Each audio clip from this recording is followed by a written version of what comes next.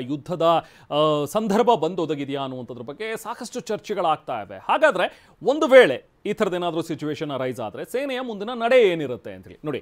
ಮೊದಲು ಪರಮಾಧಿಕಾರವನ್ನು ಈಗಾಗಲೇ ಸೇನೆಗೆ ಕೊಟ್ಟಾಗಿದೆ. ಸೊ ಅದರಲ್ಲಿ ನೋಡಿ ಪಾಕಿಸ್ತಾನದ ನಡೆಯನ್ನು ಕಾದು ನೋಡುವಂಥ ತಂತ್ರ ಬಹುಶಃ ನೋಡೋಣ.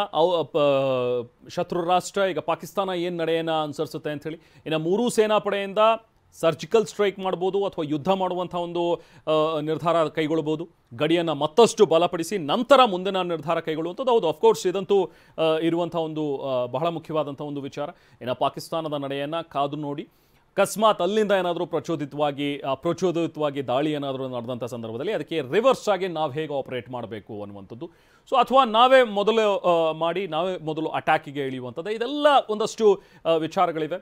ಬಹುಶಃ ಸೇನೆಯ ಮುಂದಿನ ನಡೆ ತುಂಬ ಕುತೂಹಲಕರ. ಈಗಾಗಲೇ ಸೇನೆಗೆ ಪರಮಾಧಿಕಾರವನ್ನು ಕೊಟ್ಟಾಗಿದೆ. ಸೊ ಏನು ಡಿಸಿಷನ್ ಬರುತ್ತೆ ಅನ್ನುವಂಥದ್ದು ಇಡೀ ದೇಶ ಕೂಡ ಕಾಯ್ತಾ ಇದೆ.